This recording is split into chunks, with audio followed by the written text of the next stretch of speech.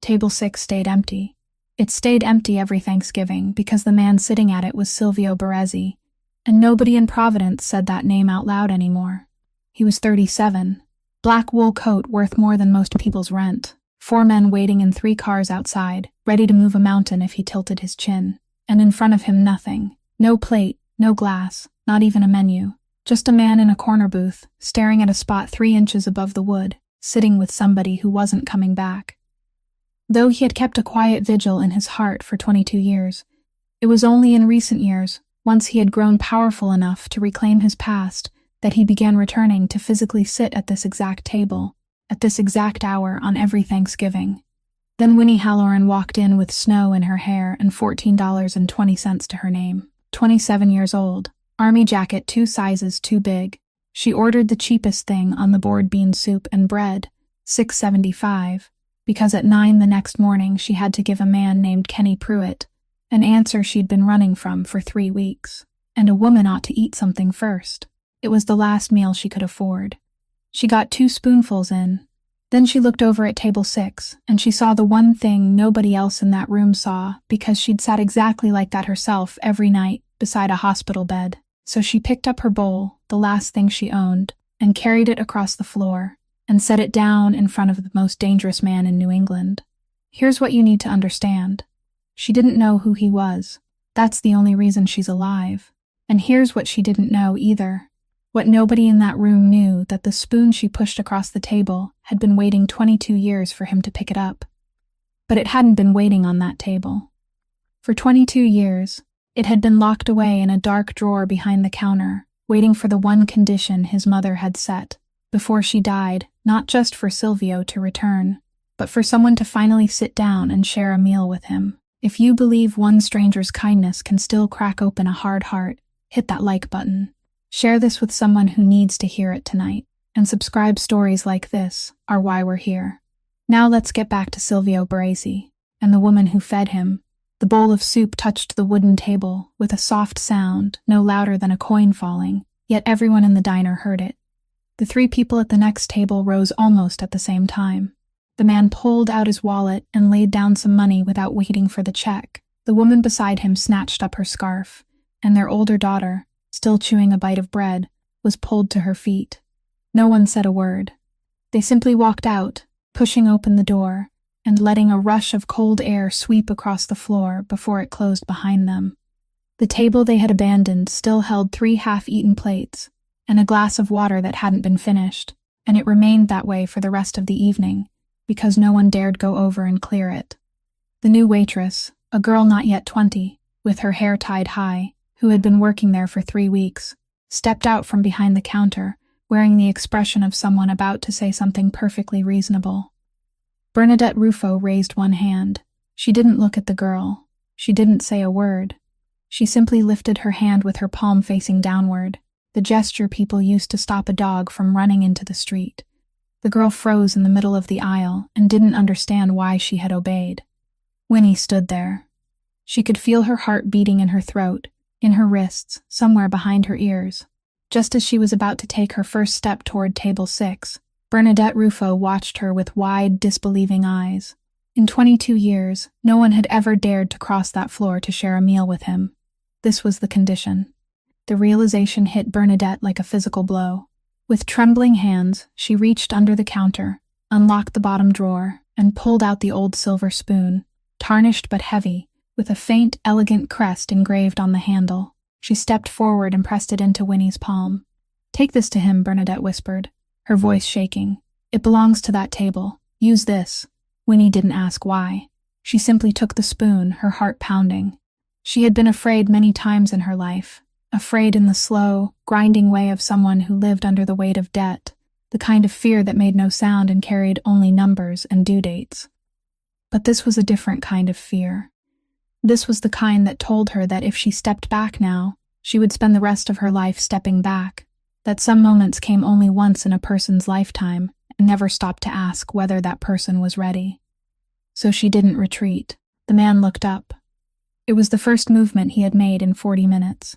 His head lifted barely an inch, and his eyes met hers, and Winnie understood at once why those 3 people had left. It wasn't because they had recognized him. It was because they had seen something inside that emptiness, and their bodies had made the decision for them before their minds could find a reason. His eyes weren't angry. That was what made them frightening. They were simply empty. Empty the way a room was empty, not the way a blank sheet of paper was. He looked at the bowl of soup. He studied it longer than necessary, as though it were an object he had never encountered before, and had to place somewhere inside his mind before he could react. Then he looked at her. "Do you know who I am?" His voice was rough and low, not because he was trying to lower it, but because he hadn't used it all evening. Winnie shook her head. No, she heard her own voice and was surprised that it didn't tremble. "Does it matter?" Silence followed. The heater in the corner made a sound and then stopped. Snow continued falling beyond the window, never settling anywhere. "Usually it matters very much," he said. It wasn't a threat. He said it like a man reporting the weather in another city, a fact that had been proven so many times it no longer interested the person speaking it. Winnie looked down at the table. She saw the bare wooden surface in front of him. No plate, no glass, no menu.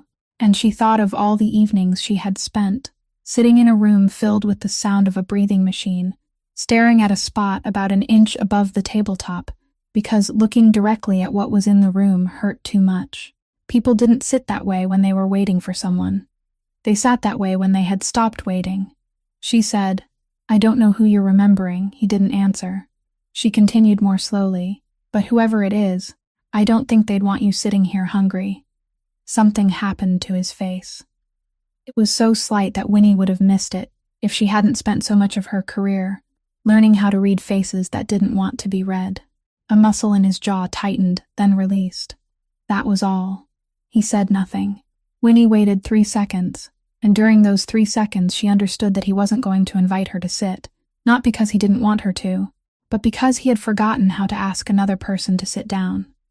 Perhaps it had been a very long time since anyone had sat with him without being paid to do so. So she pulled out the chair across from him. Its legs scraped along the wooden floor with a long, harsh sound, and in the silence of the diner it was as loud as fabric being torn apart. She sat down, uninvited. Bernadette stood behind the counter and stopped breathing. The new waitress turned toward her, waiting for a sign, an explanation, anything at all. Bernadette gave her none. She simply stood there, with her eyes fixed on the corner table, and the girl saw that her hands were gripping the edge of the counter so tightly that her knuckles had turned white. Outside, in the first car, a man reached for the door handle. The person beside him placed a hand on his shoulder. No one got out. Inside the diner, the man at table 6 still hadn't touched the soup. He looked at the young woman who had just seated herself across from him, the woman who didn't know his name, and for one brief second he didn't look powerful at all. He only looked like a man who had been sitting at that table for far too long. Very softly, almost to himself, he said, "You aren't going to leave, are you?" Winnie placed both hands flat on the table, palms down, so he could see that they were empty. "Soup isn't any good once it gets cold," she said. He didn't answer that. But he didn't tell her to get up either, and in that diner, at that hour, it was almost an invitation. Winnie reached for the slice of bread resting on the paper liner beside the bowl. It had gone cold, its crust slightly tough, the kind of bread people reheated from the day before and served with soup to customers who didn't ask questions. She held it in both hands and tore it in half. She didn't divide it evenly. She did it slowly and deliberately, the way someone divided a portion, when she knew exactly what she was sharing. And when the bread came apart into 2 unequal pieces, she pushed the larger one across the table toward him. Then she pulled a paper napkin from the metal dispenser at the corner of the table, placed the smaller piece in the center, folded one edge over, then the other, folded it once more into a neat little parcel, and slipped it into the left pocket of her coat. She did all of it without looking at him. He watched. He watched from beginning to end, and when her hand came out of her pocket, he asked, "Why?" Winnie looked up. She considered telling a lie, decided it wasn't worth the effort, and let it go. "I have someone to feed," she said. He didn't ask anything else. He didn't ask who. He didn't ask where. He didn't ask why someone who had another person to feed was sitting in a diner at nearly 8 o'clock at night with only one bowl of soup on the table. He simply accepted her answer, the way someone accepted a document passed across a counter, and Winnie realized that this was the first time in 14 months that anyone had listened to her say something about her circumstances without requiring her to prove it. He looked down at the bowl. Then he looked at the spoon.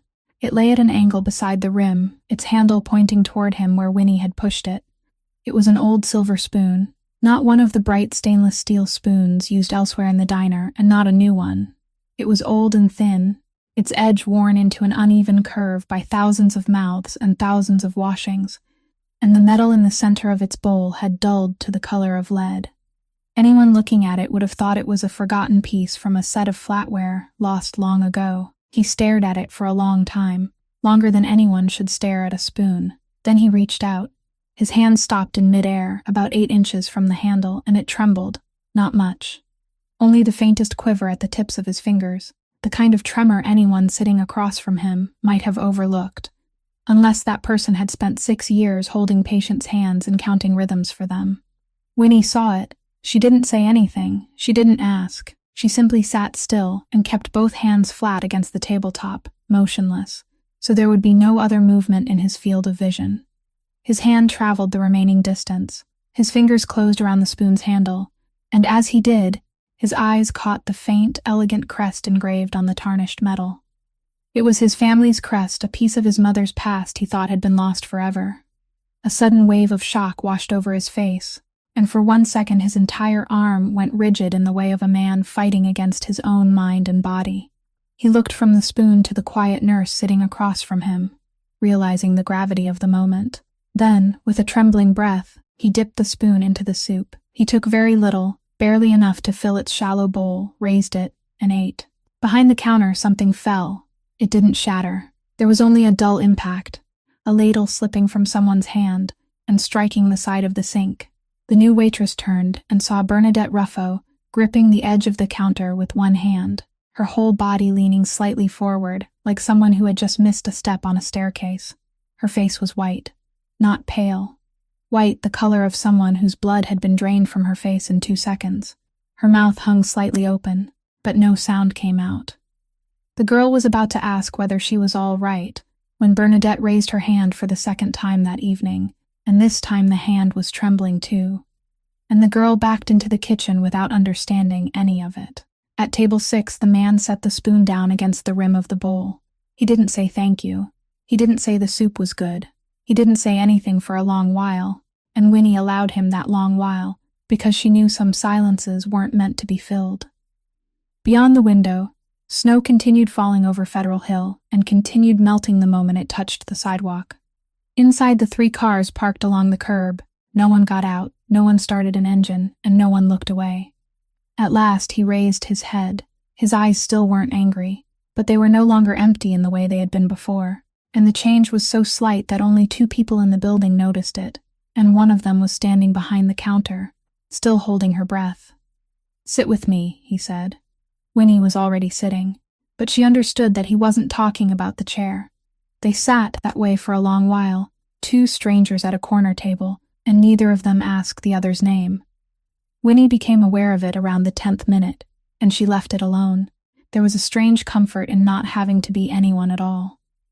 For 14 months, every time she handed over her papers at some reception counter, the name Winnie Halloran had brought a file with it, and that file said things about her she wasn't allowed to dispute. At this table, she had no file. She had only her 2 hands resting face down on the wood. He pushed the bowl of soup toward the center of the table, not exactly offering it, merely placing it where they could both reach. She picked up the spoon, took a small portion, and ate. It was still warm. "What do you do?" he asked. "I used to be a nurse," she said. "Intensive care. At Mercy General. Night shift." He gave the slightest nod. "Used to. 14 months ago." She let the words remain there. She had practiced saying them this way, flat and clean, with nothing for anyone to take hold of, because every time she said more than that, the person listening would begin searching her face for whatever they believed she was hiding, and they always found it. Because people always found what they had already decided was there. She waited for the question. It always came. What happened? What had she done? He didn't ask. He looked through the window for a while, then said, "Everyone has a version of the story they can live with carrying. You keep yours." Winnie sat perfectly still. She felt something loosen inside her chest, a cord that had been drawn tight for so long she had forgotten it was there. She lowered her face toward the soup so he wouldn't see her expression. When she looked up again, he was still gazing outside. "What about you?" she asked. "What do you do?" The corner of his mouth moved, though it wasn't a smile. "I have everything," he said. Then he fell silent. The heater made another sound. Outside, a bus passed, its yellow light sliding across the diner ceiling before disappearing. Without looking at her, he said, "I first came here when I was 8 years old." Winnie didn't move. "My mother worked nights. She finished one shift on Thursday afternoons, and Thursday was the only day she had 2 hours before the next one. She walked to my school to pick me up, and then we walked here together. It took 20 minutes. I remember because I was always hungry by the 10th minute." He paused. "She ordered one meal, one bowl, one spoon. She said she'd already eaten at the factory." Winnie set the spoon down. She did it very softly, but he heard it and turned to look at her. "She said she wasn't hungry," he continued. "I believed her. I ate every bite. Every time." He looked down at the tabletop between them. 7 years. Winnie said nothing. She couldn't, because she was seeing a small kitchen in Pawtucket 2 years earlier, and she was seeing herself standing at the stove with one pot and 2 bowls, and she was hearing her own voice speak those words, those exact words. "I already ate at the hospital. Go ahead and eat." And she was seeing the face of a young woman 3 years younger than she was, bending over the bowl and finishing every bite, believing her, never questioning her, not once in all those 2 years. Winnie had thought she was clever. She had thought she was good at hiding it. And now, sitting at this table, she understood that perhaps she hadn't hidden anything at all, that perhaps the other person had known and had remained silent, had eaten everything so Winnie could keep the dignity of believing she was managing to provide for them. Her throat closed. She swallowed against it. He was still watching her, and she realized he had seen the whole thing pass across her face, second by second. "You said that too," he said. It wasn't a question. Winnie nodded once. Only once. "To whom?" She opened her mouth, then closed it again. Not because she didn't want to tell him, but because that name, if she released it into this room, would make that person real in a place Winnie didn't yet know was safe. He saw her hesitation, and he did the one thing no one had done for her in 14 months. He withdrew. "All right," he said. And that was all. He didn't ask again. They sat together for a while longer, and the bowl of soup between them slowly grew cold, and neither of them gave a name, and neither of them felt the need to. Outside, the snow kept falling and kept melting. Inside the 3 cars, no one moved. Behind the counter, Bernadette Ruffo had lowered herself onto the stool she had never once used during business hours, and she was watching the 2 people at table 6, the way someone watched something she had waited 22 years to see, but had never dared to hope for. He was the one who broke the silence, and he did it by continuing his story as though it had never stopped. "I didn't understand what Mom isn't hungry meant until I was 15, he said. Winnie waited.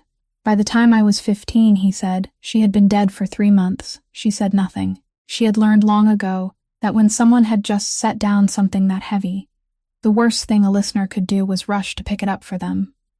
"I was standing in the kitchen," he said. "I was the only one left in the house. I opened the refrigerator, and there was a carton of eggs and half a loaf of bread inside, and I stood there for a very long time, and then I remembered that in 7 years I had never once seen her eat. Not here, not at home, not anywhere. I was 15 years old, and it took me 3 months after she died to realize that."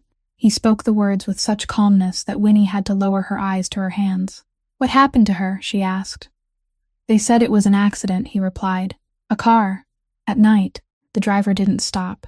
There were no witnesses, no license plate, nothing." He paused for a moment.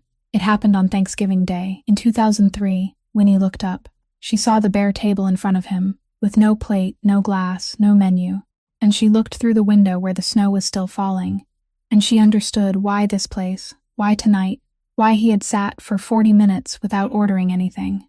"They never found him," he said. "The police closed the case after 4 months.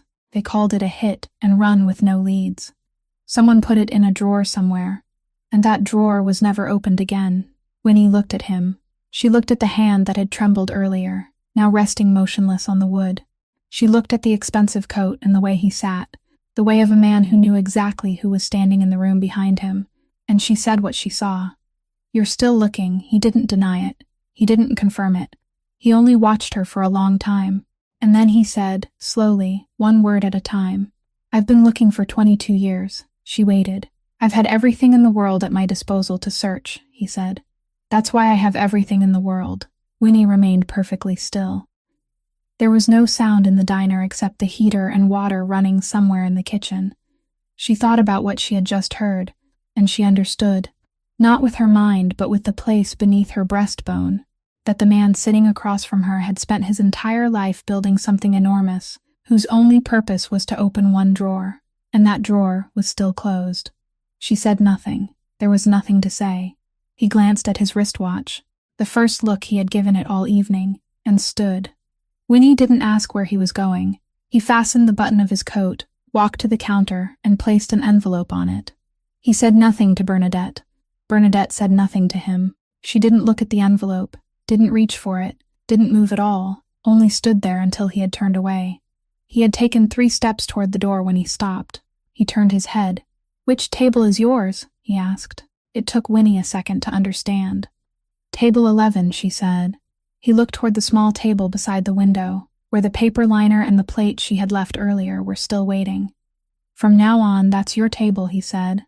Then he opened the door and walked out into the snow, and the 3 cars started almost at the same time, and within 15 seconds the street was empty again. Winnie remained at table 6 for a while longer. Then she stood, picked up the old silver spoon, carried it to the counter, and set it down, and Bernadette Ruffo stared at it as though it were an object that had fallen from the sky. Winnie returned to table 11 to collect her scarf. She lifted the plate because it was in the way. Beneath it was money, not a single bill. Loose cash, 3 $5 bills, 4 $1 bills, and beside them, arranged in a small neat stack, 2 dimes. Winnie stood there with the plate in her hands. She counted it. Then she counted it again, $14.20. She hadn't said a single word to him about money. She hadn't opened her wallet in front of him. She had paid at the counter with her back turned toward table 6, before he had even looked up for the first time. But Bernadette had watched. Standing at the register, she had noted the exact count of Winnie's last remaining cash, and with a subtle, knowing nod, she had let Silvio know as he walked past the counter. He had returned the exact amount down to the last cent, leaving it under the plate without giving her the chance to refuse. The next morning was clear and colder than the night before, the dry November cold that remained after the snow had stopped. And only the wind was left behind. The supermarket parking lot on Route 2 was almost empty at 7:15, with only a few delivery trucks near the rear entrance and a scattering of cars parked in the far corner. The corner the security guards never visited and never asked about. The 2003 Corolla was parked there with its nose facing the fence, the driver's side window filmed with condensation from within. The black Escalade pulled silently into the space beside it, and for 1 full minute, nothing happened. Then the door opened, and Gustav Meyer stepped out. He was 45 years old, tall, with closely cropped hair, wearing a gray wool coat and leather gloves, and he carried himself like a man who had learned long ago that if he stood still long enough, people would eventually tell him what he needed to know. He knocked twice on the glass. Winnie opened the door. She had been awake for more than an hour. She had folded the thin blanket and pushed it beneath the back seat, raised the seat back, rinsed her mouth with water from a bottle, and spat outside through the open door. But some things couldn't be hidden. Gustav saw all of them within the 2 seconds after the door opened. The white pillowcase stuffed into the gap between the seat and the car door. The half-gallon water bottle, already 1/3 empty. And on the dashboard, lying open, a soft-covered notebook filled with graph paper, crowded with numbers written in blue ballpoint ink, dates in the left column, amounts in the right, and the figures on the right growing larger with every line. He made no comment. From inside his coat, he drew out a thick, pale yellow envelope and extended it across the space between them. "I was asked to give this to you," he said. Winnie looked at the envelope. She didn't ask who had sent it. She didn't ask how much was inside. She didn't ask why. She studied it for exactly 3 seconds, and Gustav Meyer, who had done this work for 11 years and had delivered hundreds of envelopes to hundreds of people in hundreds of parking lots, saw something on her face he had never encountered before, something for which he had no name. She took the envelope. For half a second, he thought the matter was finished.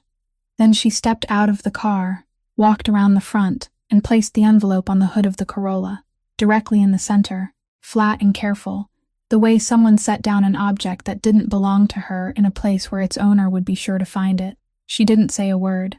She returned to the car, closed the door, locked it with the key, and pulled the handle once to make certain. Then she raised her collar, adjusted the canvas bag on her shoulder, and walked toward the parking lot exit, heading for the bus stop about a quarter-mile away. And she never looked back. Gustav stood there and watched her go. The envelope rested on the hood, a patch of pale yellow against the faded silver paint, and the wind passed over it without lifting it because it was too heavy. He waited. He didn't know what he was waiting for. He remained there for 8 minutes, until her figure disappeared behind the row of shopping carts at the edge of the lot. Then he stepped forward, picked up the envelope, and slipped it back inside his coat. 40 minutes later, he stood in a room on the second floor of a building on Atwells Avenue and placed the envelope on the desk. He gave his report briefly, in the proper order, without adding an opinion. He told him about the pillowcase, about the water bottle, about the notebook and the growing numbers, about the fact that she hadn't said a word. Silvio Baresi sat behind the desk and remained silent for 2 minutes. Gustav had worked for this man for 11 years, and he knew what 2 minutes of silence meant, and he knew better than to fill them. At last, Silvio pulled the keyboard closer. He typed her name. He had access to systems most people didn't know existed, and within 8 seconds, the results appeared. Rhode Island Board of Nursing Registration. Winnie Halloran. Nursing license revoked. September of the previous year. Reason listed in the record. Suspected misappropriation of controlled medication from a medical facility. He scrolled down. At the bottom of the page, in small print, there was an entry naming the person who had initiated the complaint that led to the administrative investigation. He read it. Then he read it again. Ottavio Randazzo. The name sat there on the screen in small print, at the bottom of an administrative record no one should have bothered to read. And to understand what it meant, one had to go back 14 months, to a Tuesday night in September, in the intensive care unit at Mercy General Hospital. Winnie's shift began at 7 o'clock in the evening. At 11:40, the emergency department doors opened, and a man of about 40 was wheeled inside with a penetrating wound to the upper right side of his abdomen. No identification, no insurance card, no name. The person who brought him in claimed he had been injured in an accident while repairing a house, then left before anyone could ask another question. Winnie had worked in that unit for 4 years, and she had seen wounds caused by sharp objects, machinery, falls, and blunt force. She knew what she was looking at. He was transferred to intensive care at nearly 2 o'clock in the morning, stable, conscious, and silent. In the hallway, seated on 2 plastic chairs across from the door to his room, were 2 men. They weren't family. They didn't question the doctors. They didn't leave to get coffee. They simply sat there, 2 men who never spoke to each other, their faces turned toward the door, and they remained that way for 4 hours.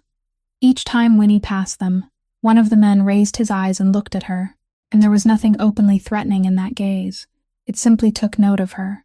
She knew what she had to do. Rhode Island law was explicit, and it gave her no room to weigh her options. Any medical professional who received a patient suffering from a gunshot wound was required to notify the local police department, without exception, regardless of what the patient claimed, and regardless of whether the patient wanted the report made. It wasn't a moral choice. It was a legal obligation, and if she failed to act, she would be the one breaking the law. At 2:15 in the morning, she stood at the nurse's station with the telephone in her hand, looked down the hallway at the 2 men sitting in the plastic chairs, and made the call. It lasted 4 minutes.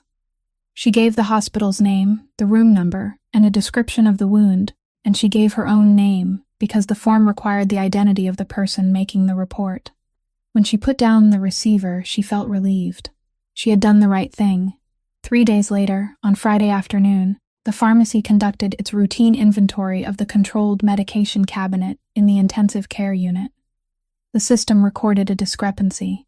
2 vials of fentanyl couldn't be reconciled between the amount dispensed and the amount documented as used. The discrepancy fell between 1 and 3 o'clock in the morning, during her shift. The 4th floor hallway camera footage from midnight until 4 o'clock that night couldn't be retrieved. The technical department described it in their report as an overwrite failure caused by defective hardware. No one called her a thief. No one raised their voice at her. The head nurse invited her into the office, closed the door and told her in a very gentle voice that she would be placed on paid leave while the matter was reviewed. 3 weeks later, the file was forwarded to the Rhode Island Board of Nursing Registration. This was where everything became so neat it was almost beautiful. The police reviewed the matter and concluded that there wasn't enough evidence to pursue criminal charges. There was no direct evidence, no witness, no camera footage.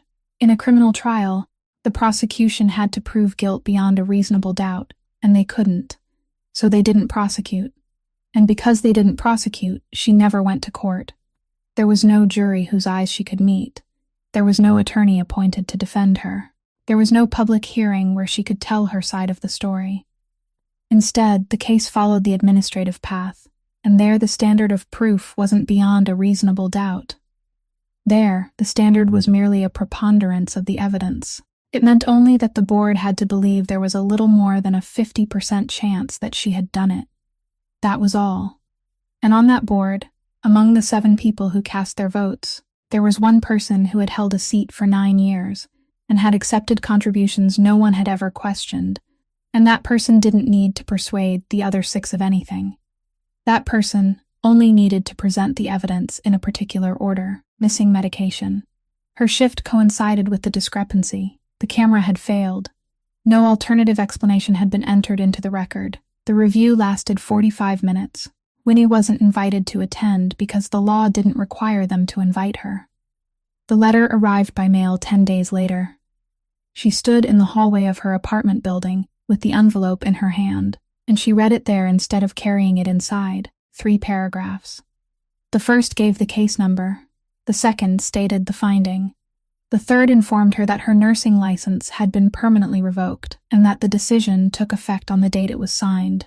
At the bottom was a scanned signature and a line wishing her every success in the future. She read the entire letter 3 times. She didn't cry. She stood there in the cold hallway with the paper in her hand and realized there was no one she could argue with, no person at all. There was only a system, and the system had signed its name, and a signature couldn't hear. A signature couldn't hear, but it was very good at arithmetic, and this was the calculation it began on the day it was signed. Losing her license meant losing her job. Losing her job meant losing the group insurance paid for by the hospital.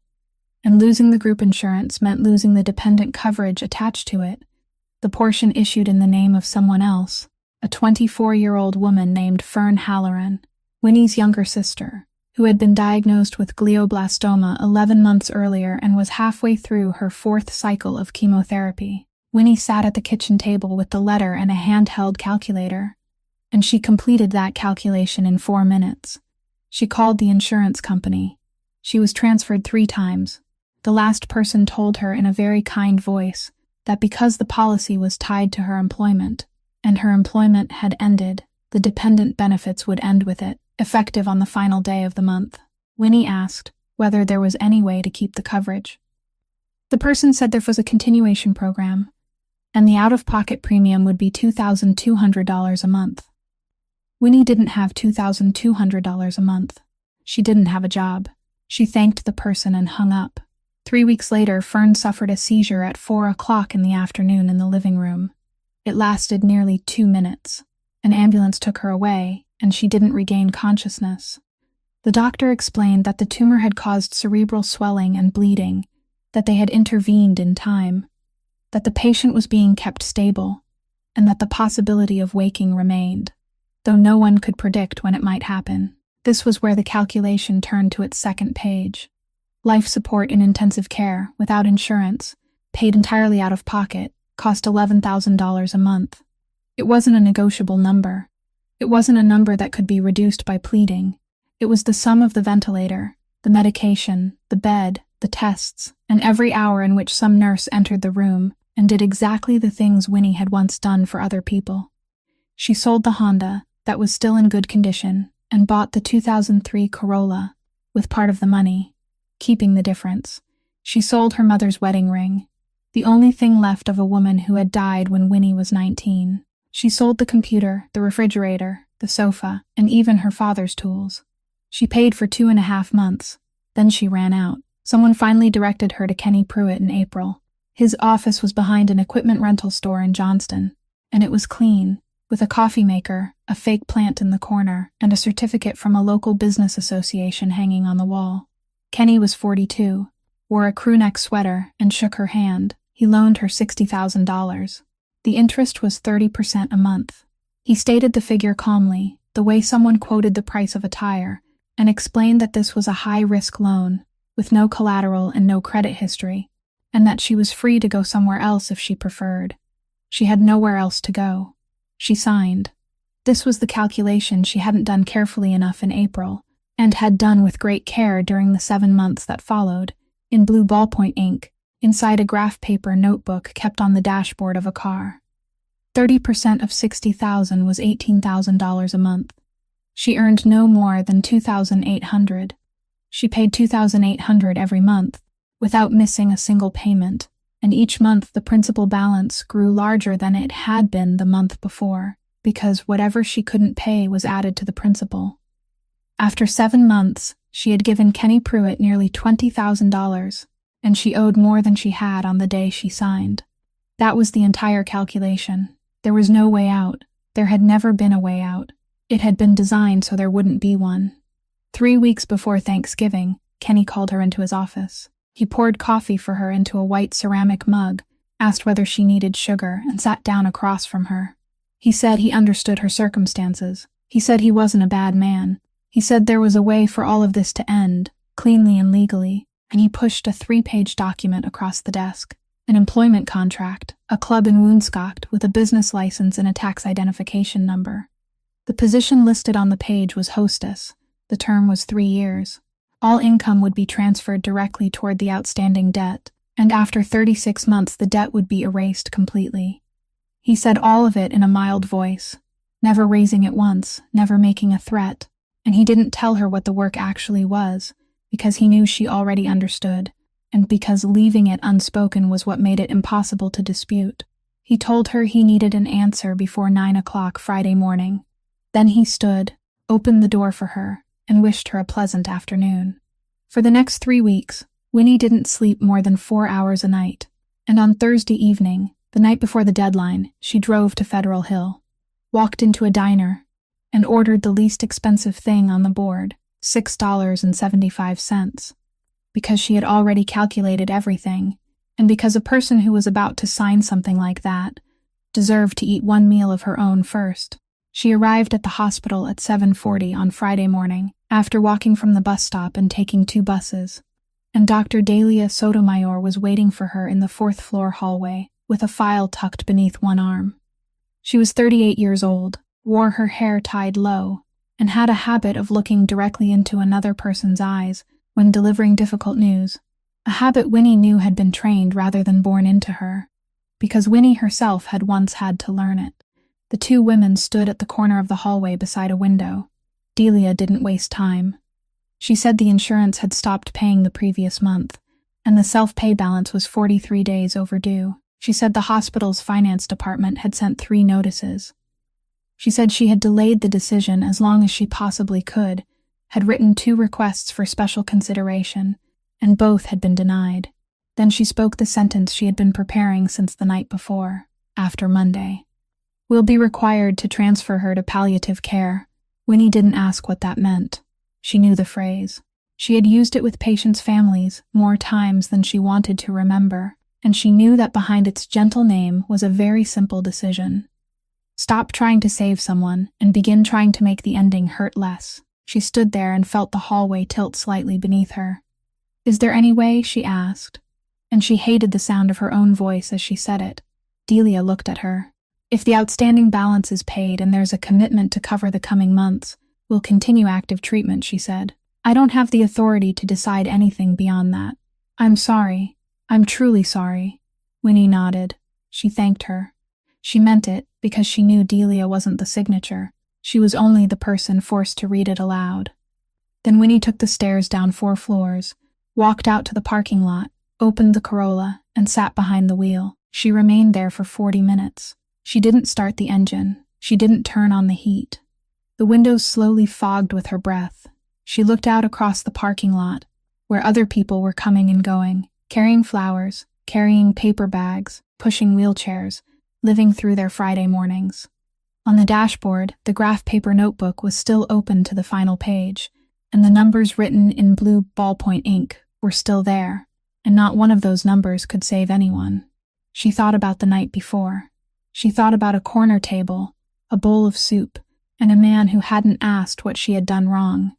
She thought about the $14.20 arranged in a small stack beneath the plate, and how she had picked up the money and stood there for a long time, and how it hadn't changed anything, because $14.20 wasn't $11,000 a month, and kindness wasn't a payment system. At 8:52, she took out her phone. She found the number. She called. It rang twice. Kenny Pruitt answered and said her name in the pleasant voice of a man who had just finished his second cup of coffee. Winnie stared straight through the windshield. "I agree," she said. There was a brief silence on the other end, not surprise, only the silence of a man nodding to himself. He said he was glad she had thought it through carefully. He said he would have the paperwork delivered that afternoon. 3 copies. She was to sign 2 and keep 1. He said the debt would be frozen once the contract took effect, and the hospital would receive a commitment of payment within 48 hours. He asked whether she needed him to send someone to pick her up. She said no. He wished her a pleasant day and hung up. Winnie placed the phone on the seat beside her and sat motionless. Nearly 2.5 miles away, on the second floor of a building on Atwells Avenue, Silvio Baresi was opening another file. It had taken him 4 hours to obtain it, and it hadn't come from the hospital. It had come from somewhere else, from a man who still owed him a favor. It was the emergency intake record from the night of September 9th the previous year, Mercy General Emergency Department. Male patient, penetrating wound to the upper right abdomen, admitted at 11:40 at night. On the identification line, where only the word unidentified had appeared that night, there was now a name, confirmed later through a reimbursement claim that the patient himself had submitted 3 months afterward. Kenneth Pruitt. Silvio sat very still. He opened the next page. There was a note from the nurse on duty about 2 men who had waited in the hallway for 4 hours, weren't family, and refused to provide information. The nurse had recorded their descriptions according to procedure. He read those descriptions twice, and he knew both men. He knew who they worked for. They didn't work for him. And sitting in that room with 3 open files spread before him, Silvio Baresi finally saw the entire picture, and it was so simple it was almost laughable. A night shift nurse had picked up the telephone because the law required her to do so. She had spoken her name into the form because the form required it. She had followed every step correctly without making a single mistake, and because the name entered on that form pointed toward his own organization. Someone had spent 14 months dismantling her life piece by piece, legally, neatly, without ever laying a finger on her. Ottavio Randazzo arrived close to noon, and he came as he always did, without haste, removing his coat outside the door, folding it over one arm, and knocking twice on the doorframe even though the door was already open. He was 64 years old, with silver hair combed straight back, and he carried himself like a man who had been sitting in rooms like this since before Silvio had learned to walk. He lowered himself into the chair across from the desk without waiting to be invited, because he had been managing the family's affairs and keeping watch over this office since the boy's father was alive. Silvio turned the screen toward him. Otto looked at it. He read the name on the nursing board record, read the line identifying the person who had initiated the complaint, and his expression didn't change. He didn't pretend to be surprised. He didn't ask why Silvio had looked into it. He merely nodded once, like a man being reminded of a bill he had settled long ago. "I remember that matter," he said. Silvio said nothing. Otto leaned back. September of last year. Kenny was shot in Cranston, his own business nothing to do with us, but he ran to Mercy General because it was the nearest place and he was bleeding out. We sent 2 men to keep watch. Standard procedure. You know how it works. He rested one hand over the other. Then a night shift nurse picked up the telephone and put our name into a police report. She didn't put anyone's name into anything, Silvio said. She reported a gunshot wound. The law required it. The law required it, Otto repeated. He didn't say it sarcastically. He said it as an obvious fact they both understood, and only one of them considered important. And that report sat in the system. It had a case number. It had a date and time. It had the hospital's name and the patient's identity. And 3 months later, it had the name Kenneth Pruitt, when that idiot filed his own reimbursement claim. Do you know what grows out of a report like that? A thread. And someone pulls the thread. He gave the slightest shrug. I cut the thread. How did you cut it? Otto looked at him. By making the only witness unreliable, he said. If anyone pulled that file tomorrow, they would see that the person who made the report was a nurse whose license had been revoked for misappropriating controlled medication. Her word has no value anywhere anymore. No court would hear her. No grand juries would call her. He paused. I handled it as cleanly as possible. No one touched her. No one threatened her. No one died. He raised one hand, palm upward. She only lost a license. Silvio sat perfectly still. You destroyed a person, he said, because she did the right thing. I protected 14 families, Otto replied, and for the first time there was something warmer in his voice, not anger, but the heat of a man speaking about something he truly believed. What did you expect me to do? Leave that thread where it was. Wait 2 years for some young prosecutor to start putting the pieces together, and when they were finished, it wouldn't be one license lost. It would be 20 people in prison, and one of those 20 would be sitting where you're sitting now. He leaned forward. I considered every option. The one I chose caused the least pain. That's my job. That's the job I've done for you since your mother died. The sentence came too quickly. It slipped from his mouth too smoothly, landed too perfectly, like something that had been waiting there for years to be used at moments like this. Silvio heard it, and he felt something unpleasant move across the back of his neck, but he didn't know what it was, and he pushed it aside. Erase her debt, he said. Otto blinked. What? Principal and interest.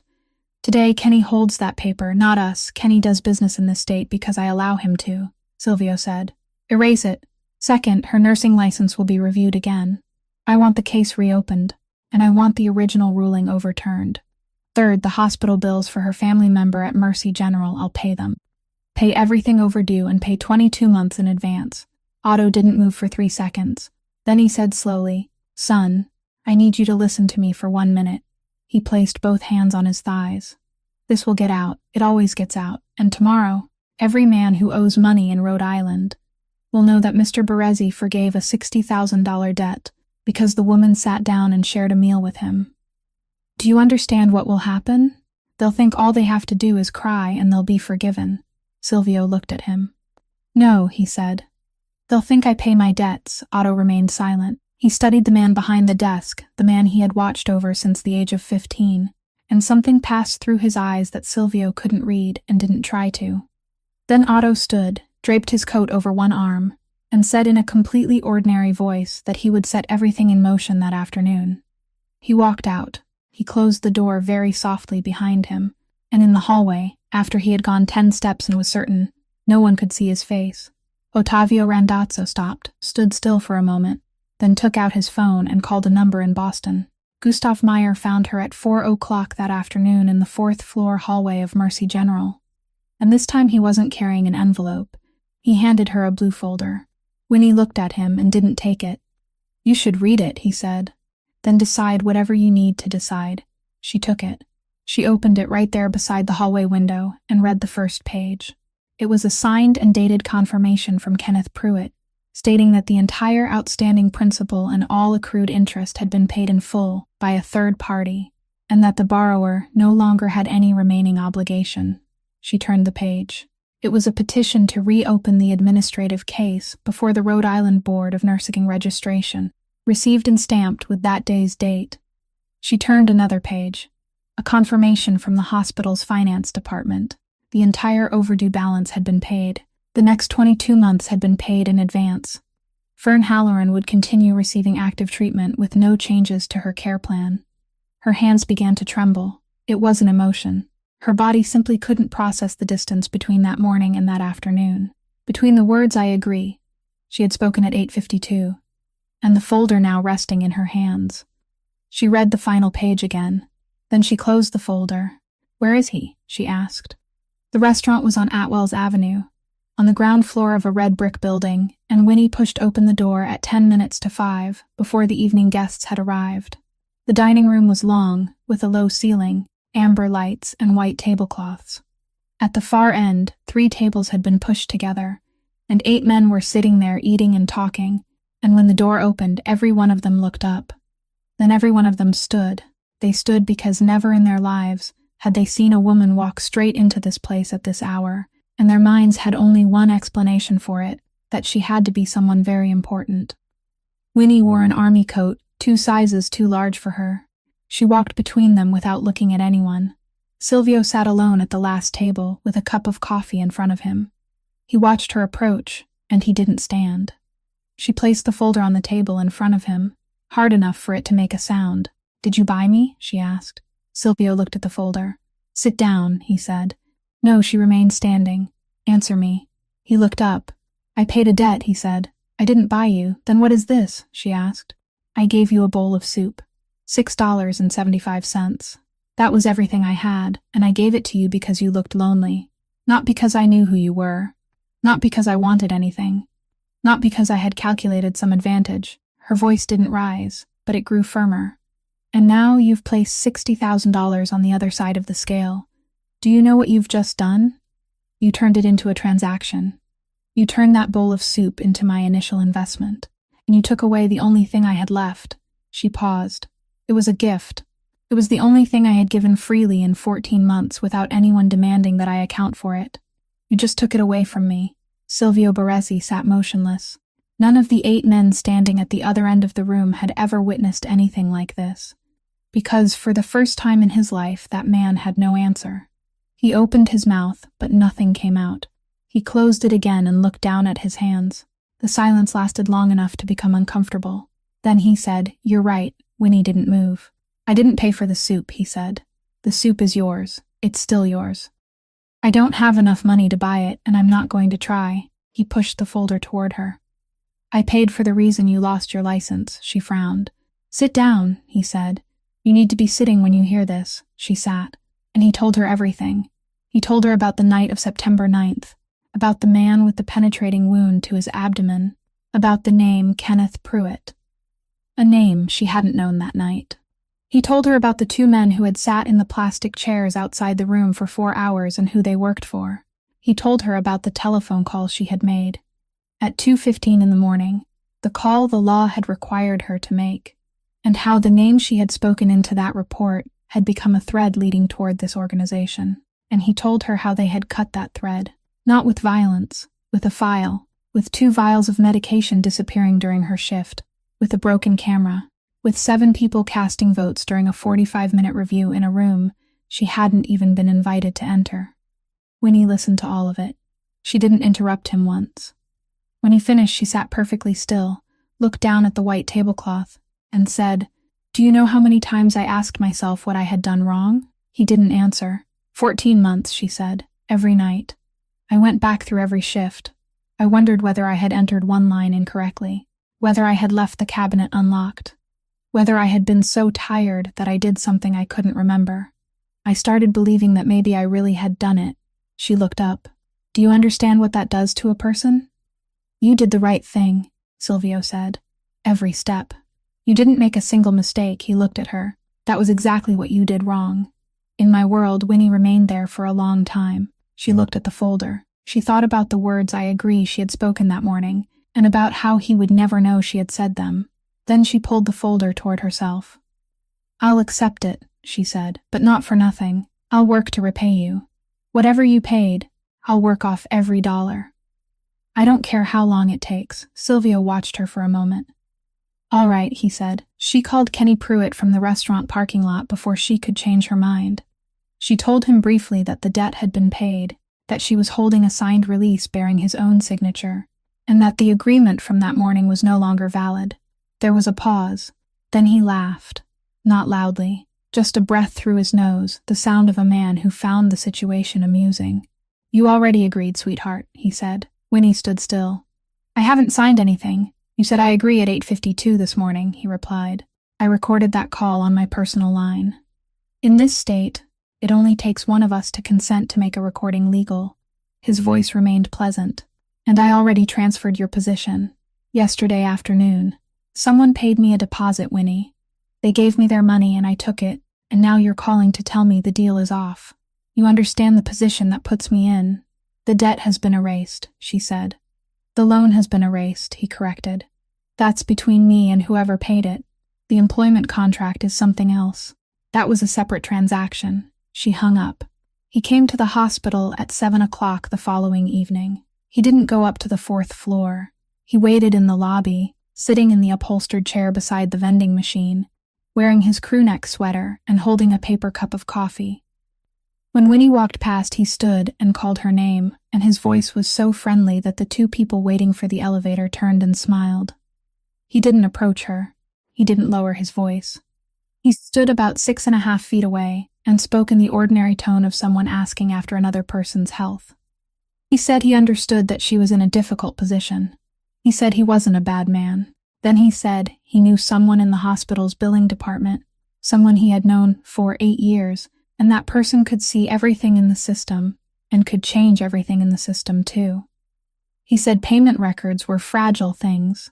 All it took was one incorrect entry.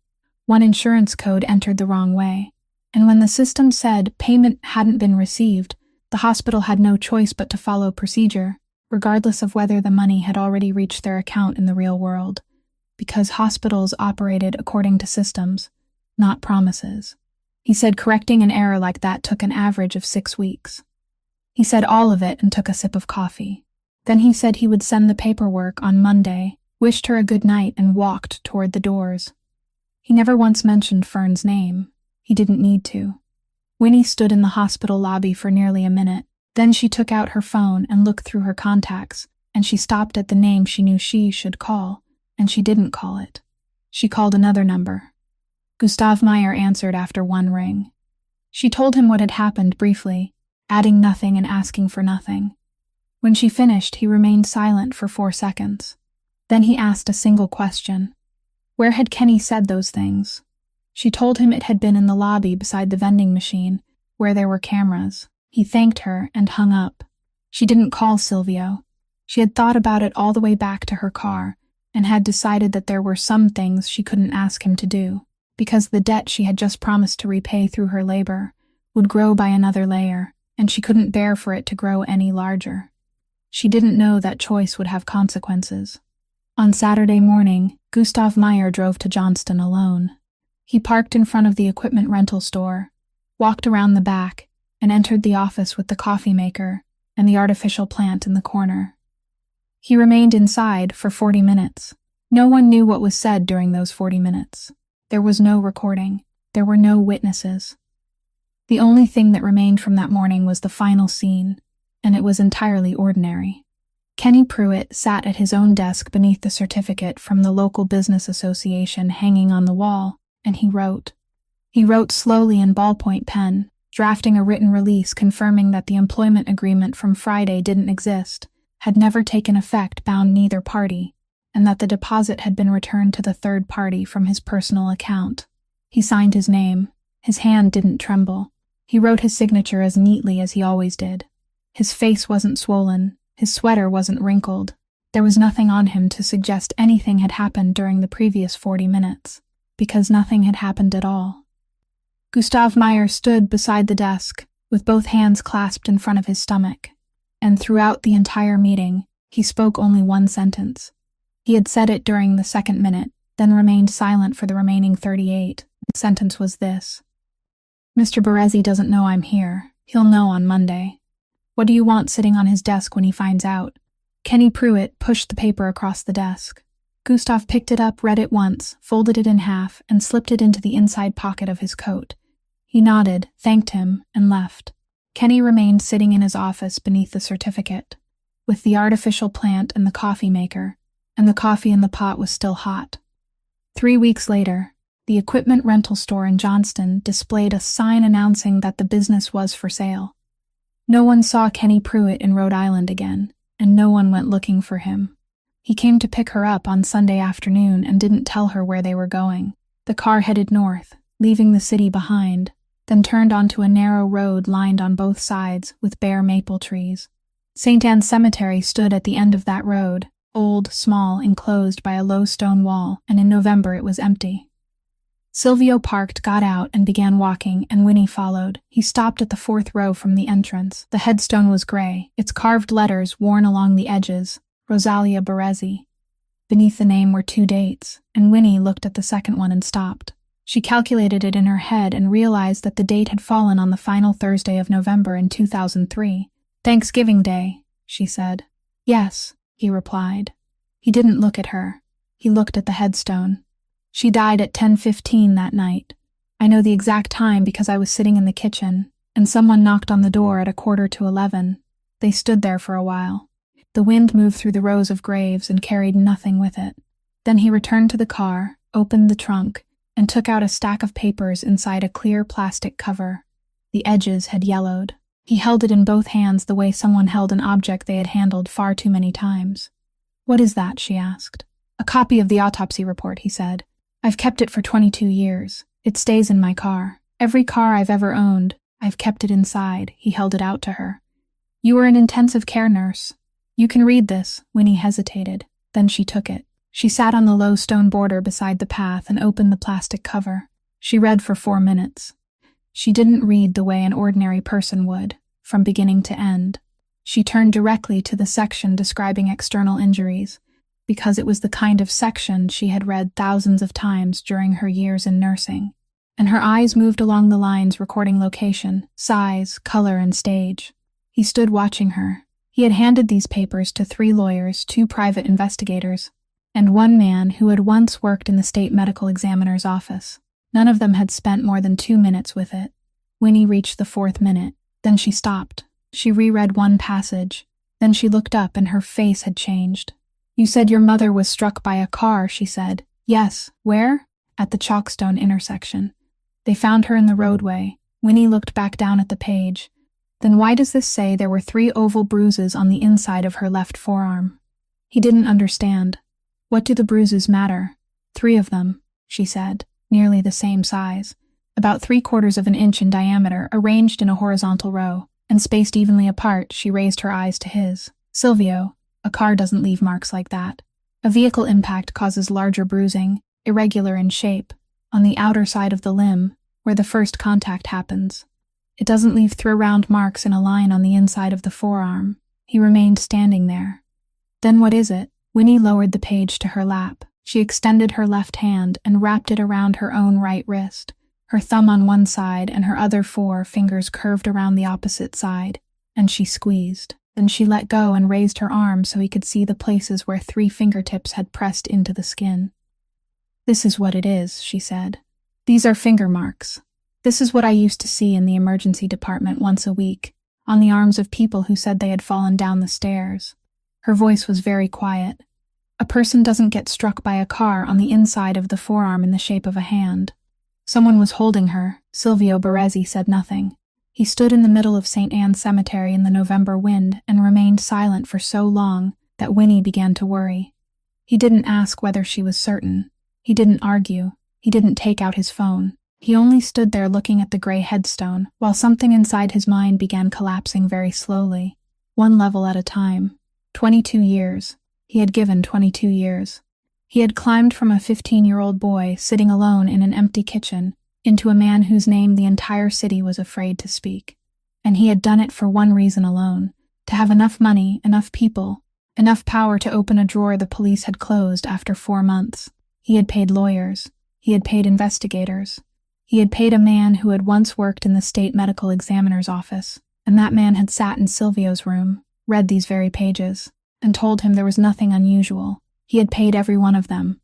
And not one of them, not one forensic doctor, not one investigator, not one person within his own organization, had ever told him what a woman sleeping in her car in a supermarket parking lot had seen in 4 minutes. He stood there and understood why. It wasn't because they hadn't noticed. Those 3 bruises had been sitting on the page for 22 years, clearly printed, measured, and described. Anyone with 6 months of medical training would have recognized them. They hadn't failed to see them. They had been paid not to see them, and the person paying them wasn't him. He was waiting for her in the hospital parking lot on Monday morning, leaning against a gray sedan between 2 rows of cars with his hands in his coat pockets, and he called her name before she could open her own car door. Miss Halloran. Wyatt Lindquist, Federal Bureau of Investigation. He was a seasoned agent, clean-shaven, wearing a gray suit beneath his coat, and he held out his identification at a distance close enough for her to read, and far enough that she wouldn't feel cornered. Winnie stood still. "Can I have 10 minutes of your time?" he asked. "I'm going to work." "You aren't going to work," he said without mockery. "You're visiting your sister. You arrive at 7:40 every morning and stay for an hour." He drew an envelope from inside his coat and removed 3 photographs. He didn't hand them to her. He merely held them up. The first showed her walking out of the restaurant on Wells Avenue, with the blue folder tucked beneath her arm. The second showed the black Escalade, parked beside the Corolla in the supermarket parking lot. The third showed her and Silvio Baresi standing together at St. Anne's Cemetery on Sunday afternoon the day before. "I know about the hospital payments, too," Lindquist said. $11,000 a month, 43 days overdue, paid in one lump sum on Friday afternoon by a limited liability company registered in Delaware, formed last year, with no employees and no business activity except transferring money, plus 22 months paid in advance. He put the photographs back into the envelope.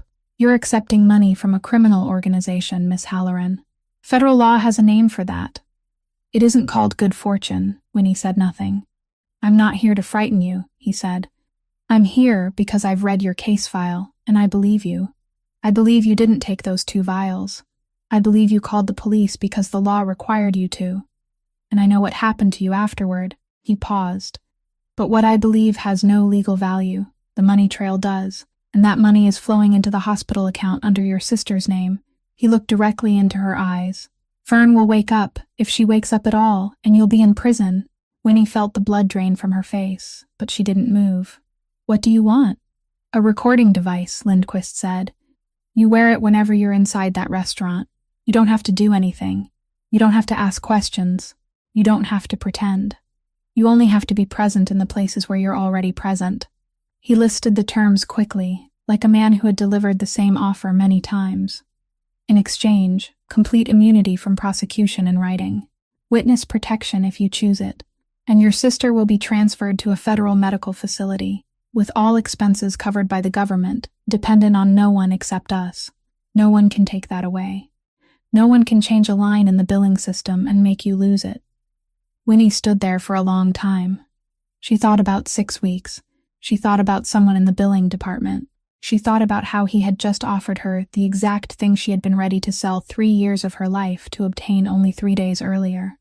"No," she said. Lindquist didn't look surprised. He nodded slowly, as though she had merely confirmed something he had already suspected. "All right," he said. Then he took out a thin file, and this time he handed it to her.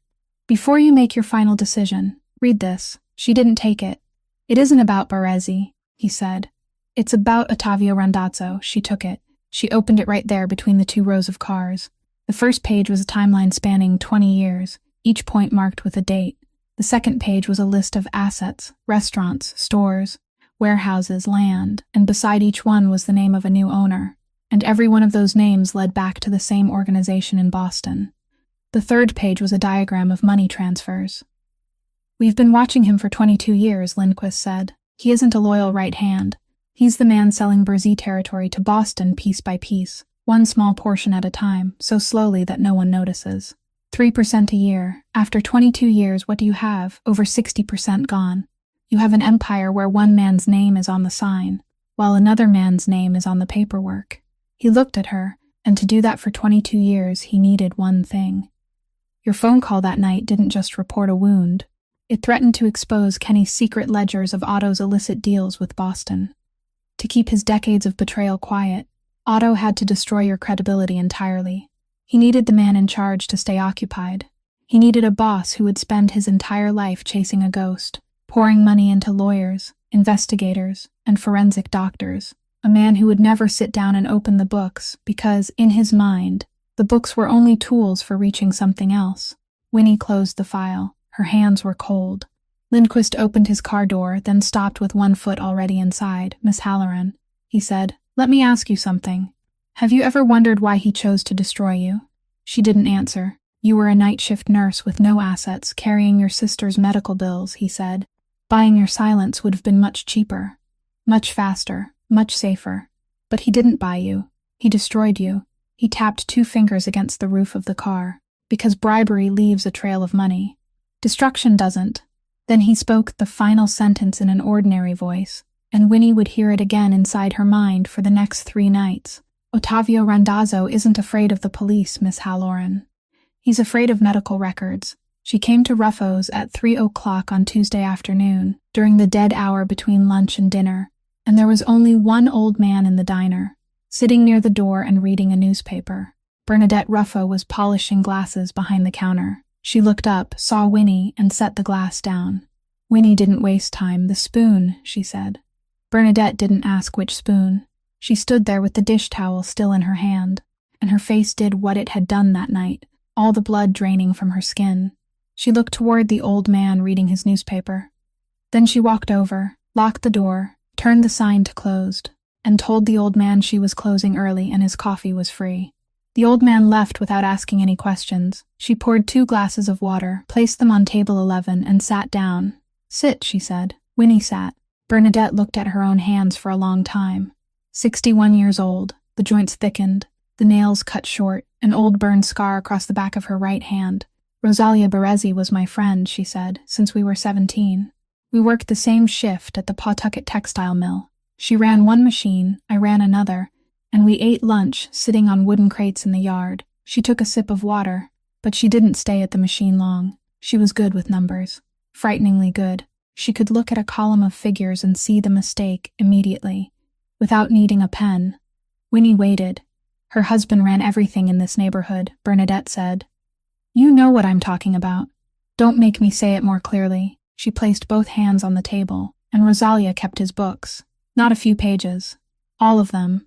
Everything that came in, everything that went out, 20 years of it. She did it at her kitchen table after the boy had gone to sleep.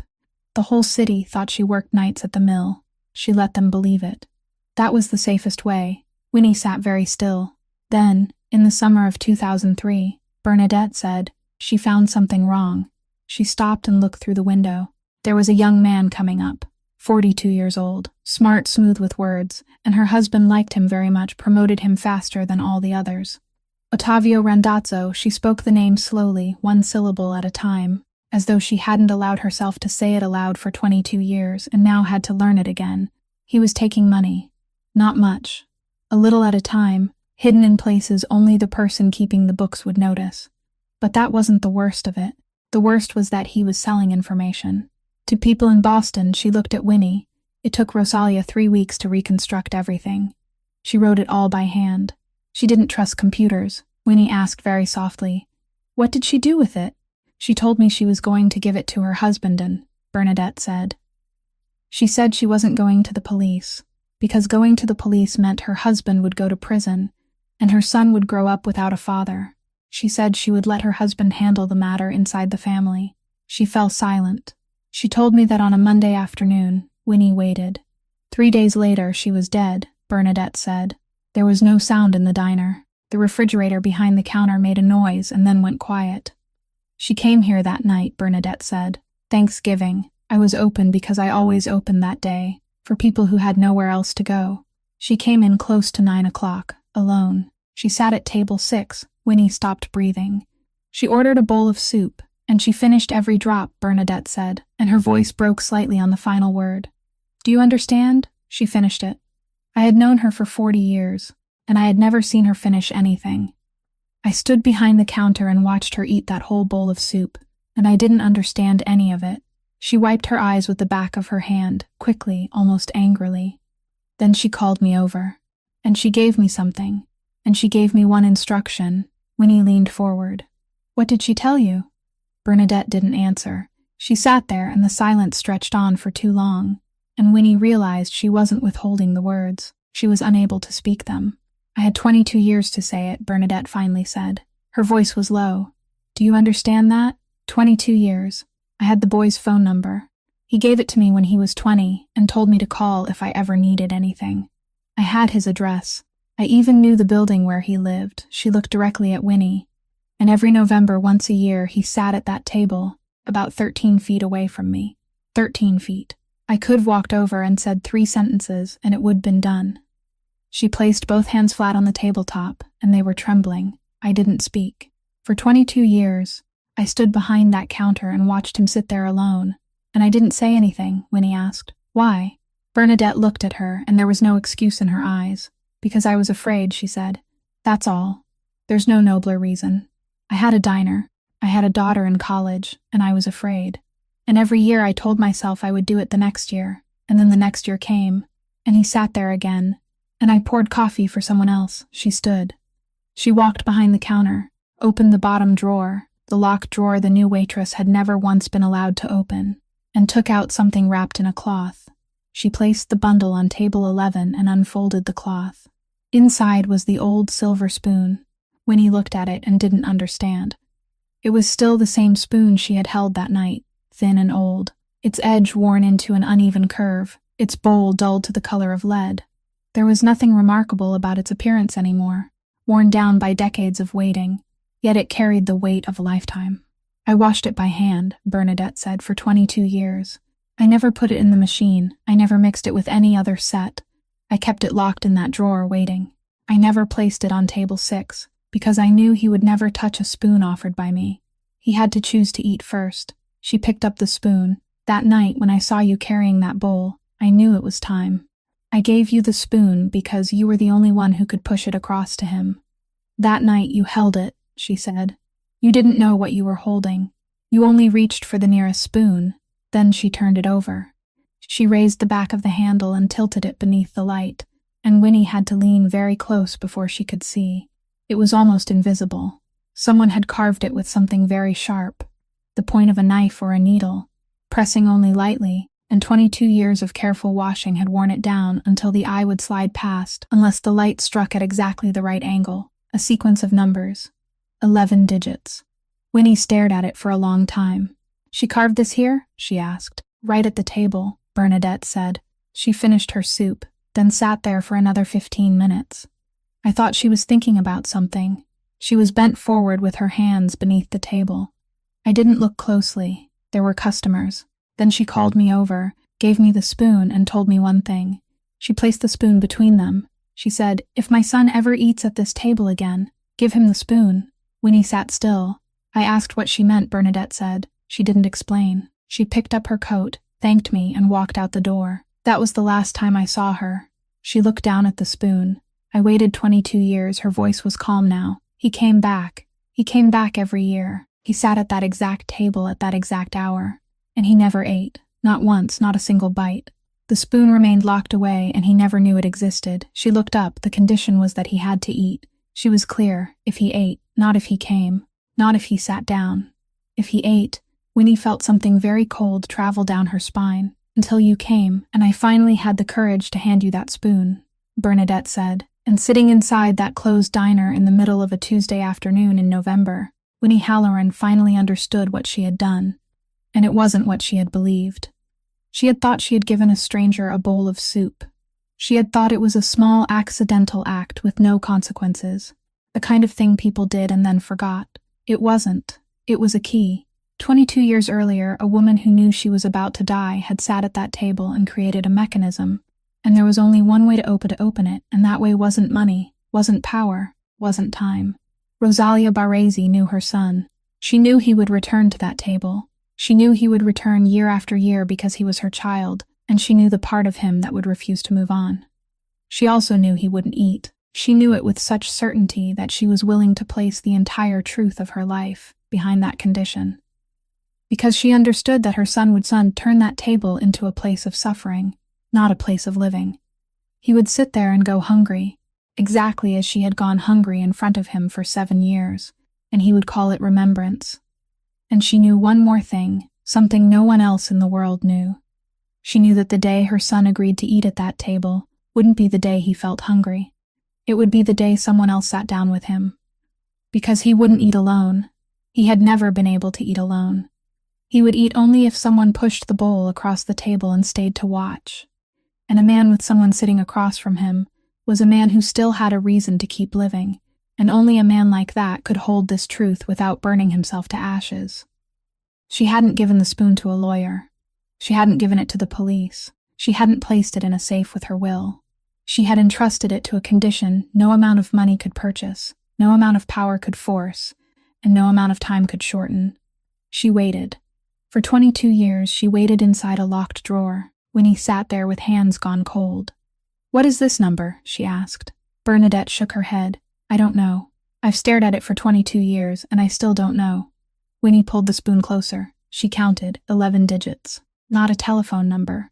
Not a social security number. She studied the way it was divided, 3 digits, then the slightest space, then 8 more. She had seen that pattern before. She had seen it on a piece of paper inside a box of her mother's belongings many years earlier, when she had been too young to understand. "This is a safe deposit box code," she said. Bernadette's head snapped up. "The first 3 digits are the branch code," Winnie said. She took out her phone, typed them in, and stared at the screen for 4 seconds. Then she looked up. She said, "The bank in Cranston opened at 9 o'clock Wednesday morning, and they arrived 2 minutes after 9. Silvio walked in first. Winnie followed, and Gustav Meyer came last but didn't enter. He stopped on the steps and lit a cigarette he didn't smoke, and for the next 40 minutes he did the work he had been doing for 11 years. He had noticed the car at the second traffic light. It wasn't following them. It was driving ahead of them, changed lanes twice, and parked 1 block away.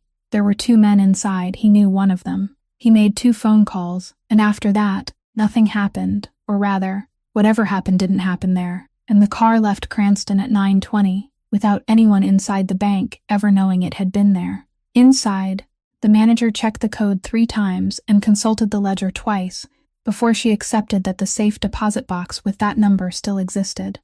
It had been opened in 2003, paid for in cash in 1 advance payment covering 25 years. The owner was a woman who had died. The registered heir was her son. Silvio presented his identification, and the manager saw the name on it, and her hand slowed slightly as she stamped the documents. The room was small and windowless, with a steel table and 2 chairs. They placed the box on the table. Silvio opened the lid. There wasn't much inside. 3 hard-bound ledgers, the old accounting kind, with cloth spines and paper edges that had turned brown. He opened the top one.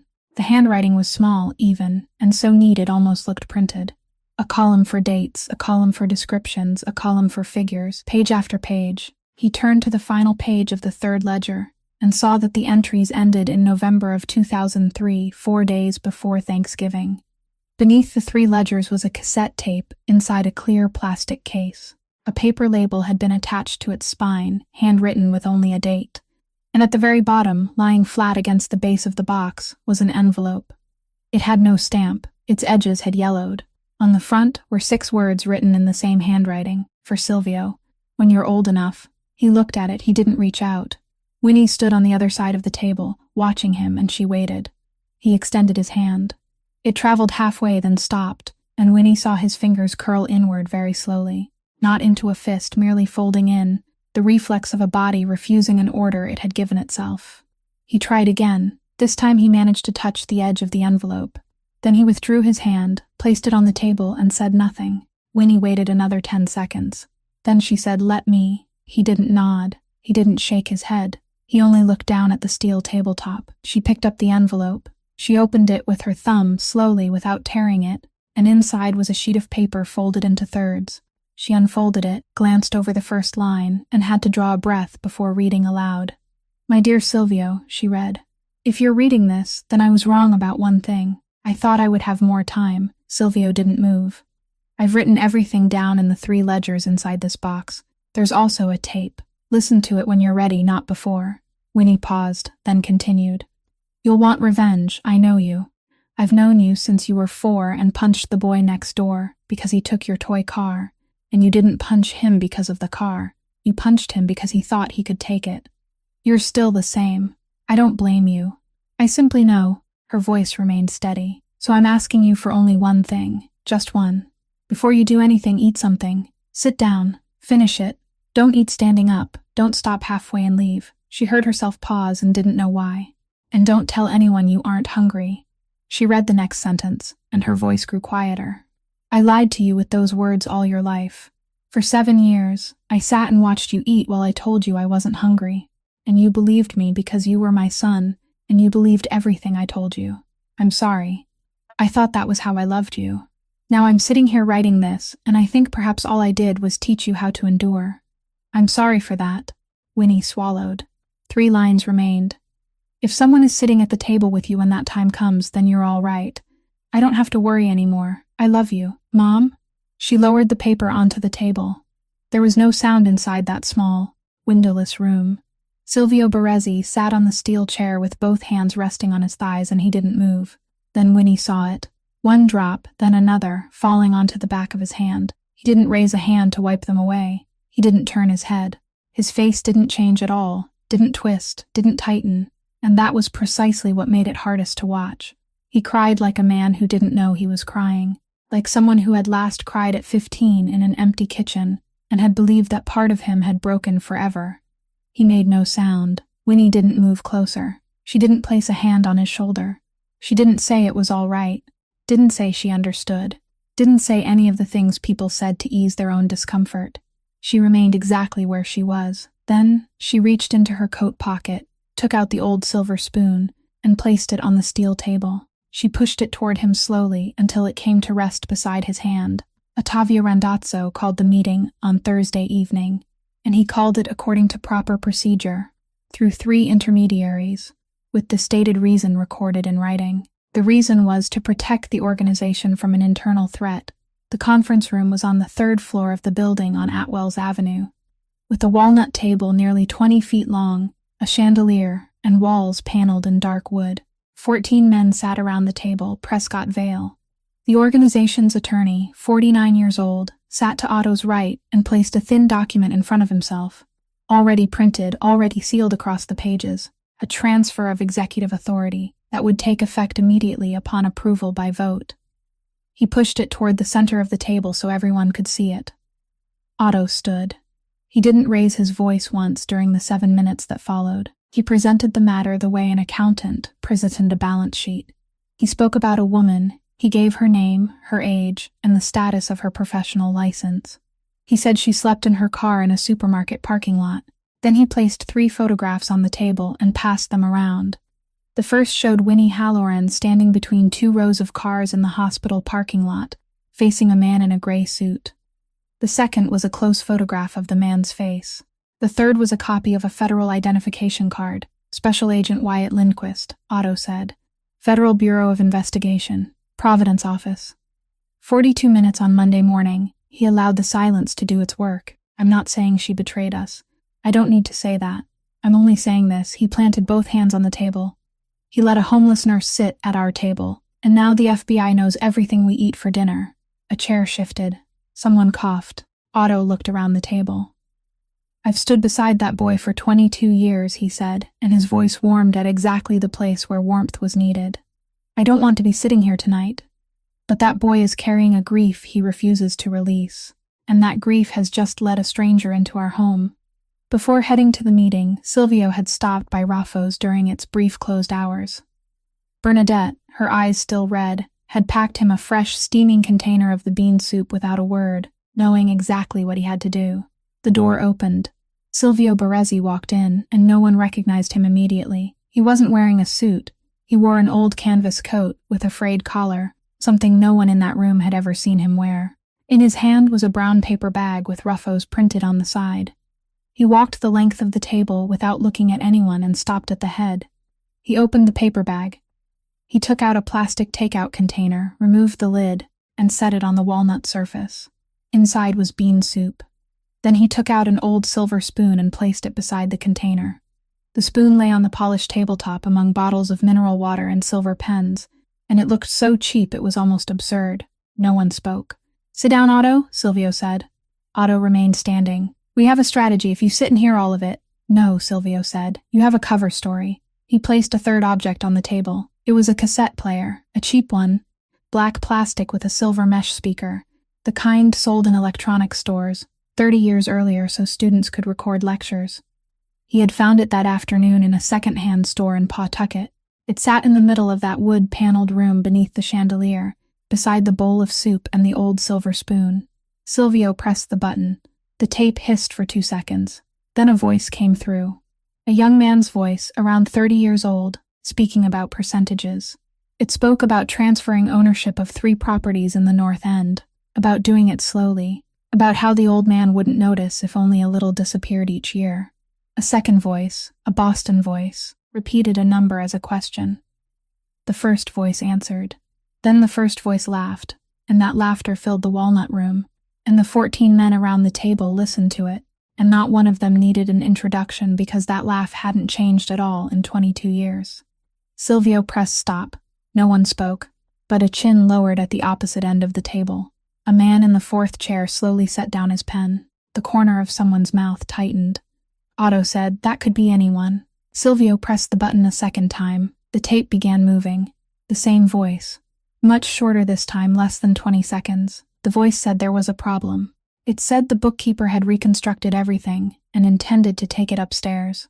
The voice didn't use a name. It spoke only 4 words, calmly and without emphasis, the way someone might speak about replacing a lock. "Deal with the bookkeeper." Then the recording ended. Silvio pressed stop. He said nothing. He simply stood there and let the entire room do the calculation for itself. Everyone in that room knew Rosalia Baresi had kept the books. No one had ever said it aloud, but they all knew, and everyone in that room knew the date she had died. At the center of the table, Prescott Vale reached out very slowly and turned the transfer document face down against the wood. Silvio placed one finger on the button for the 3rd time. The tape began to play. At first there were ordinary sounds, dishes clinking, a chair scraping across the floor, the heater running.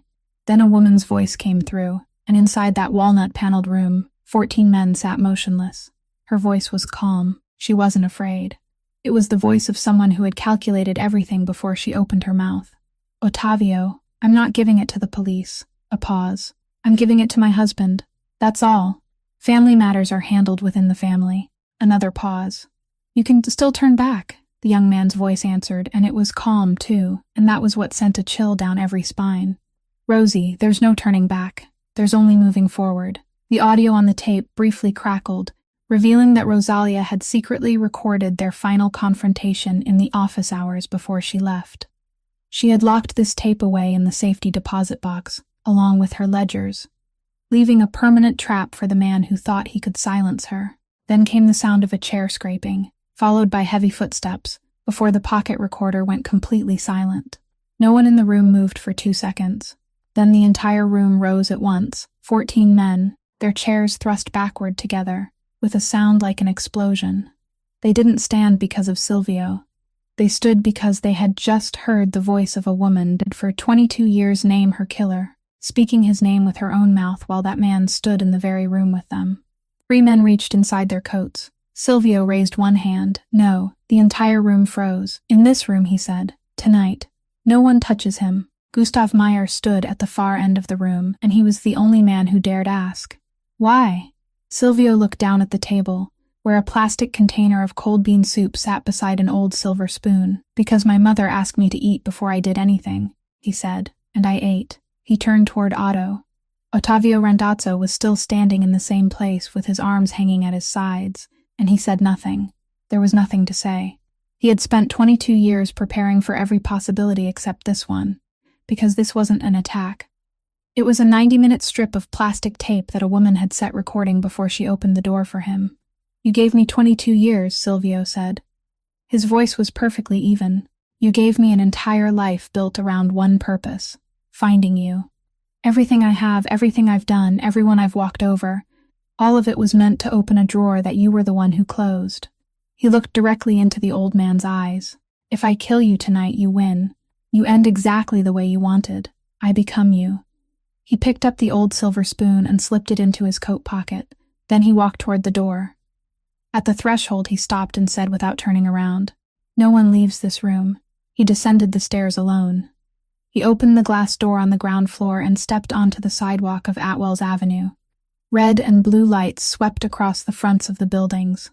22 vehicles blocked both ends of the street, their doors open, with someone standing behind every one of them.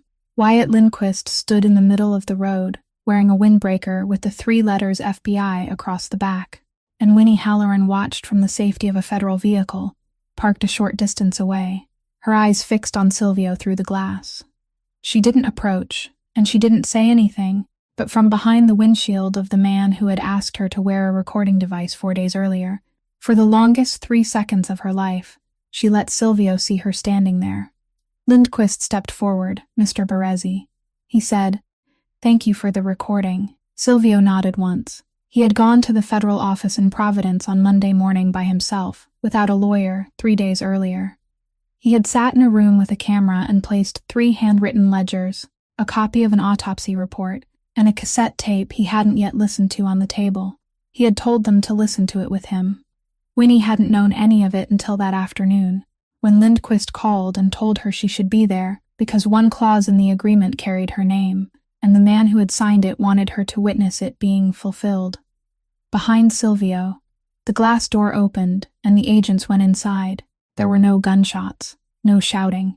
4 minutes later, they brought Ottavio Randazzo outside, with his hands cuffed in front of him, his coat still buttoned, his silver hair still combed back. He passed within about 3 feet of Silvio. He didn't look at him. Silvio didn't look at him either. They placed Otto in the back seat of the third vehicle and closed the door. And the sound of that door shutting was the final sound of something that had lasted 22 years. Then Lindquist turned toward Silvio and removed a pair of handcuffs from his belt. You know this part, he said. I know, Silvio replied. He held out both hands. The clause had been written by Silvio himself, not proposed by the federal government, and the government attorney had to read it twice, because they had never seen anyone impose terms upon himself that were so profoundly against his own interests.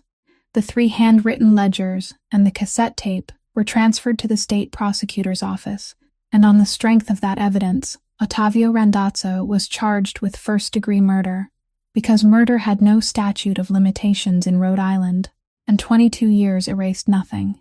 Silvio Baresi accepted every charge brought against him and refused all negotiations for a reduced sentence. He didn't trade his testimony for leniency. All his legitimate assets were transferred into a trust, and on the final page was a clause bearing another person's name, confirming that Winnie Halloran was a victim, not an accomplice, that her record would be cleared without condition, and that her nursing license would be fully restored. Before they took him away, he pulled the old silver spoon from his coat pocket and handed it to her. Keep it, he said. I don't need it anymore. I've eaten. The court sentenced Silvio Baresi to 14 years, with a minimum of 9 years before he could be considered for parole. Ottavio Randazzo received life imprisonment without parole. Winnie testified, not against Silvio, but about the night in the intensive care unit, the telephone call at 2:15 in the morning, and the 14 months she had spent believing she was a failure. The prosecutor asked whether, given the choice again, she would make that call. She remained silent for a moment before answering. Doing the right thing isn't an investment, Your Honor. It doesn't pay interest. It took everything I had. But it's how you remain human when the world has given you every reason to stop being one. 14 months later, Fern Halloran woke up. It wasn't a miracle. It was 11 months of fully funded rehabilitation, 3 times a week, without a single missed session, because no one could change one line in the billing system and take it away anymore. She opened her eyes, looked at her sister, and the first 4 words she spoke after all that time were, "Have you eaten yet?" Winnie sank to the hospital floor and cried the way she hadn't allowed herself to cry for 2 years. She returned to Mercy General, the same hospital that had fired her, and asked for the night shift. The trust was named the Rosalia Foundation, and it paid medical bills for families who lost their insurance in the middle of treatment, people who fell into the exact same crack Winnie had fallen into. Bernadette Ruffo joined the board and accepted without hesitating for a single second, because she had come to understand too well the cost of waiting until next year. At Ruffo's, Table 6 now carried a small sign. This table is for anyone eating alone. You don't have to order. You don't have to explain. If you see someone sitting here, ask whether they would like you to join them. Beside the sign, framed on the wall, was a paper napkin folded into quarters and yellowed with age, with half a slice of bread still inside, the half Winnie had never eaten. Every month, she drove 2.5 hours to the federal prison at Fort Dix, New Jersey. She brought a plastic container filled with Bernadette's bean soup. The guard shook his head because outside food wasn't allowed, and she knew that, and every month she brought it anyway. She opened the container at the visitation table, ate 1 spoonful, then pushed it toward him. "You can watch me eat," she said. "That's what your mother did for 7 years." And Silvio Baresi smiled. Not merely the corner of his mouth moving, a real smile, for the first time. He still had 7 years before he could be considered for parole, and she made no promises to anyone, and neither of them spoke about what might happen afterward. She didn't save him. He didn't save her. They simply refused to let each other eat alone. And as it turned out, for 22 years, that was the only thing his mother had ever asked. Perhaps the greatest lesson this story leaves behind is this. We often believe kindness has to be grand before it has value, that it has to be a check, a career, or something worthy of being remembered and retold. But the thing that opened a door 22 years of power couldn't open was nothing more than a bowl of soup costing $6.75, and one person willing to sit down beside another. We live in a world where people measure human worth by titles, bank balances, and the clothes someone wears. Winnie Halloran had nothing, but she saw someone in pain and she didn't turn away. More importantly, she did the right thing, even when doing the right thing took everything from her. Even when no one was watching, even when no reward waited at the end. Respecting another human being doesn't mean waiting until you know who they are. It means treating them with kindness when you know nothing about them at all, when they have no way to give you anything in return. And if there is someone near you today sitting alone before an empty table, perhaps you don't need to save them. Perhaps you only need to sit down. If this story touched you, please press the like button, share it with someone you believe needs to hear it, and subscribe to our channel for more compelling stories every day. How did this story make you feel? And do you recognize any part of it in your own life? Has someone ever sat down beside you when you needed it most? Or have you ever walked past someone when perhaps you should have stopped? Leave a comment below. We truly want to hear what lies deep within your heart. We wish everyone watching this video excellent health, joy in every day of life, and an abundance of peace. Goodbye for now, and we'll see you again in the next video.